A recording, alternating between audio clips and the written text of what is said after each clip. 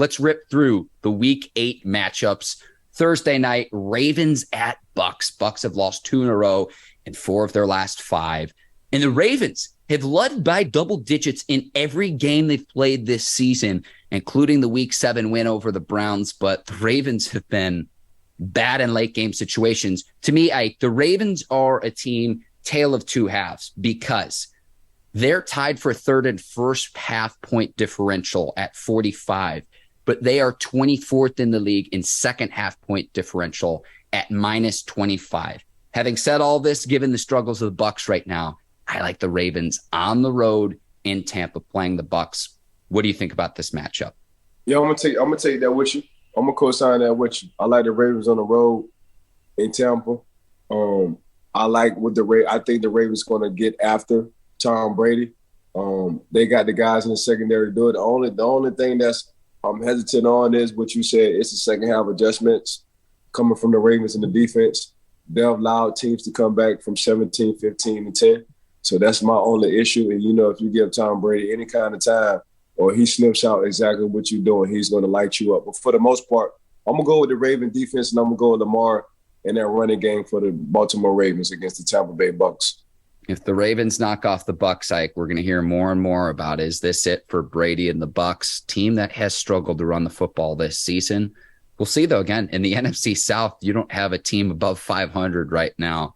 Again, we'll both take the Ravens as 1.5-point road favorites on Thursday night. Let's go to the London game, Broncos and Jags. Ike, I'm going to go with the Jags just given the struggles of the Broncos. I know Russell Wilson isn't quite healthy. It just hasn't looked right for this Broncos team. The Jags have shown flashes, but they've slipped up too, though. But for me, it's just like the uncertainty of the Broncos offense. Javonte Williams is hurt. I'm going to take the Jags in London, but I like these London games because you flip the TV on Sunday morning and you've got football ready to watch. Early, 9:30 in the morning.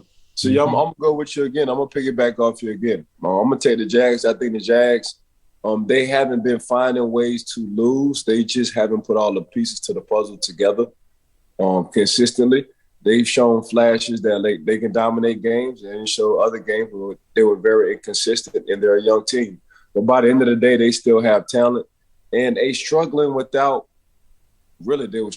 with Russell Wilson. So just overall, in general, a struggling Denver Broncos in London. I'm going to take the Jags as well.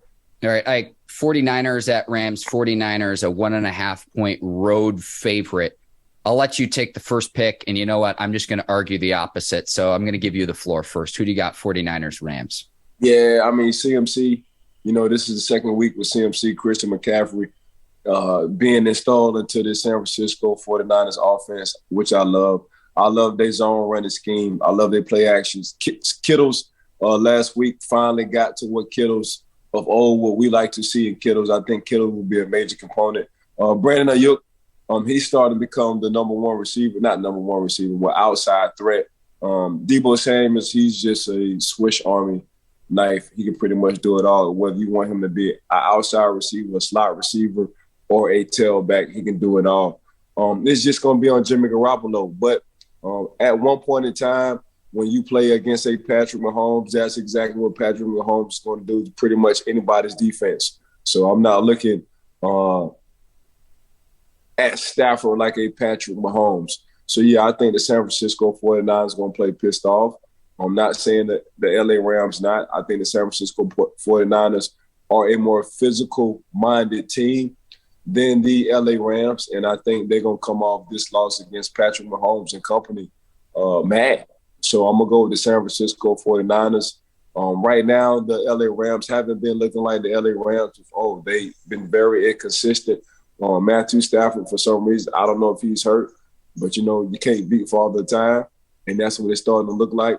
Other than the play-action pass game, what they had going on, Sean McVay and their offense really can't do much if they don't have a running game. I know he's been trying to get back to the running game. So, Cooper Kupp is just going to be Cooper Kupp, regardless of how you look at it, because Coach Sean McVay always going to find a way to get Cooper Kupp the ball. And between the relationship between Stafford and Kupp, man, it's a bond you can't break right now. So he's always going to look for his guy. But by the end of the day, just the overall team, just to trade value off of CMC going to the San Francisco 49ers. Just the 49ers defense alone, they don't like the blitz. They got guys who can get to the quarterback with just a 4-man rush. So it's gonna be a tough one, but I do have the San Francisco 49ers beating the LA Rams coming up this week. Here's the case I'll make for the Rams. Coming off a bye week, they get right against their division opponent.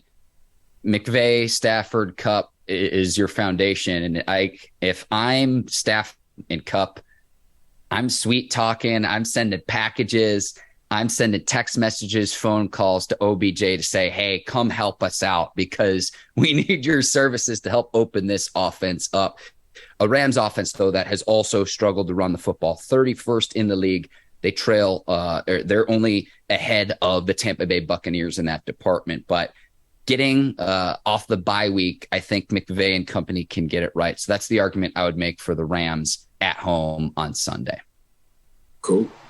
Okay, let's keep going. Sunday Night Football, Packers at Bills. Very simple. We talked some about the Bills earlier, but Josh Allen, the current odds-on favorite to win MVP. Buffalo is still the favorite to win the Super Bowl, rightfully so on both accounts. Bills are an 11-point favorite, and if you don't think they'll cover the 11 points, throw them on the money line in a parlay. I like the Bills at home against a struggling Packers team. Oh, man. I'm going to go with the Packers. To win outright? Yeah, I'm going to go with the Packers. I just can't. I just think they just going to figure it out. I think they just going through that rough sled. And I think they're going to finally turn the corner on somebody like the Buffalo Bills. This is probably my upset of the week. And this is probably one of my, dang, I wish the Buffalo Bills didn't have a bye this week and they got to play the Green Bay Packers. So this is my gut feeling right now. This is my upset of the week, and I'm going to go with the Green Bay Packers, Mark. All right, Ike, I think if that happens, you'll get a big game from Aaron Jones and I call him Tree Trunk Dillon in the backfield, a mammoth of a man, A.J. Dillon, the Packers running back. So if that happens, you get some of these same game parlays, Ike, and you can wager on a lot of different things. If the Packers upset the Bills, I think you need big game from the Packers running backs to control the clock and use the Packers offense to keep the Bills offense off the field. You use your offense as your defense in a certain sense. Yeah, I'm definitely looking at the running game for sure because, I'm a huge Aaron Jones fan. But I'm just looking at it from, I finally looked myself in the mirror, an Aaron Rodgers guy. So yeah, I'm just trusting my receivers, even though they're young. I'm just going to trust them, and at this point in time, it's going to be what it's going to be. So that's why I'm going with the Green Bay Packers. All right, Ike, that's a huge upset. Monday Night Football, Halloween night, AFC North matchup, Bengals at Browns. Browns at home in Cleveland. Bengals are 3.5-point favorites on the road. This Browns team, though, has lost 4 consecutive games. And with this Bengals offense, the way they're throwing the ball all over the field, they're running less on early downs, and they're going to a shotgun-heavy, light personnel offense. It's working, Ike. We know about the connection between Joe Burrow, Jamar Chase, and I think that continues. I think the Bengals, after a slow start to the season, are finally getting right, and I think that they're going to continue to be in the conversation among the NFL's elite. Give me the Bengals on the road on Halloween night against the Browns. Oh, man, I can't disagree with you on that one. Jacoby Brissett is just what Jacoby Brissett is. Even with a mean running package between Kareem Hunt and Nick Chubb, it's just once you get up on Jacoby, it's hard to ask Jacoby to come back and win you ball games. So say, not saying he can't do it, but it's just Cincinnati, Mark.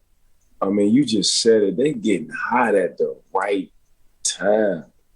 Even when they lost to the Pittsburgh Steelers, I think the Pittsburgh Steelers created over 7 turnovers in that game. It was 5, but yeah, 5-0. 5. I mean, they barely won. So, right? Am I lying? No, I'm laughing because it's true. And you win the Yeah, turnover battle 5-0, you should win by more than 3 points, but you're not lying, Ike. yeah. So, and I mean, just having Joe Cool, man. Joe Cool different, bro. He's an old school, but in a modern day era. Nothing bothers him. He got his own personality. He's not going to say anything wrong. He's going to be 100% honest. And you can just tell that organization, whether you're on the offense or defensive side, Mark, as long as they got Joe Cool, they cool with everything in the world. That's just exactly how they move. Like, we got somebody y'all don't have. What's his name? Joe Burrow. What y'all call him? Joe Cool. Whether you play offense or defense. I know defensive guys feel like if they had Joe Cool as their quarterback, they can play offense. That's how good Joe Burrow is. I don't think too many people can say that about their quarterback. It's just his personality, Mark. So, yeah, you give him some stud at receivers. You give him T. Higgins. We saw what he did at Clemson. You give him Jamar Chase. You saw that run ahead of LSU. You give him Boyd. You saw Boyd was a dog in Pittsburgh. So all he knows is cold weather. And guess what it's getting right now at Halloween time in Cincinnati? Cold. So when you give him that, then you give him a running back. I mean, then you give them a defense who's optimistic. Yeah, they're not going to just stop anybody, but they're going to create and cause turnovers. And you just keep giving Joe Burrow more possessions. I mean, for the 481 piece, what they just did, Mark, the man did 481, man. I mean, everybody was throwing parties. I mean, which receiver? T. Higgins had 93 yards. Tyler Boyd had over 150-something yards. And, Chase just off of his name, like, you just say Chase, you're going to say touchdown. Like, hey, Chase, hey, touchdown. that's just what it is over there.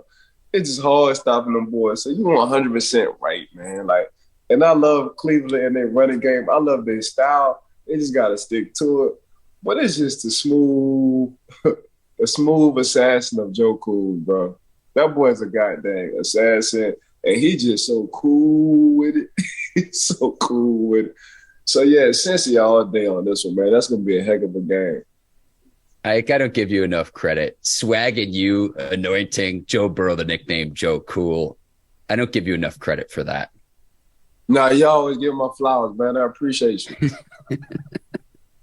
Ike, one final thought I have on this game. Kareem Hunt's name has been rumored to be in the mix during the trade deadline between now and next Tuesday. So potentially his final game in a Browns uniform. We shall see. We're recording this on Wednesday. So if he does get traded, we'll see. I'm going to throw this out there. I don't know what picks, and usually you don't go in your division, but you put Kareem Hunt over there with the Buffalo Bills. Whoo. Whoo. Whoo. I need to keep talking, Ike, because honestly, this is going to be a social media clip. I'm mad you thought of that before I did. Hey, listen, Mark, like I said, you usually don't go in your division. But Kareem sitting over there with Buffalo. Well, your conference, Ike, your conference. I'm sorry, your conference. Yeah. Kareem with Buffalo, Kareem Hunt with Buffalo. That's the last piece they need. That's the last piece of the puzzle they need right there, Mark. We're gonna start our show off with that. Right. And I know you mad because you ain't think of it first. Well, what I'm going to say, when this happens next week, when we talk about it, Ike, we're manifesting this right now. I'm going to say, should we give the Bills the Super Bowl Lombardi trophy now or later, in all honesty? Are you right now? Kareem Hunt? It's just what do Cleveland want for him? And Buffalo, like, what y'all want? Because we gonna win that thing this year if y'all give us Kareem Hunt. Kareem Hunt and Singletary in the backfield. I mean, I know Nick Chubb's doing his thing. I'll say this, though. If the Browns do make a deal, Dearness Johnson, the third stringer, in the time he's gotten to play, Ike, when those two guys haven't been healthy, I'd like to see him get his opportunity, too. So we'll see where Kareem Hunt goes because we saw it last year, Mark. Yep. We was talking about Johnson last year. Yep. When Nick got hurt and it was Kareem and Johnson, we was like, oh, who's the number 3? Yep. Yeah, Lee. So they got depth at the running back position. They got studs. Oh, Kareem Hunt to the Buffalo Bills. Holy moly.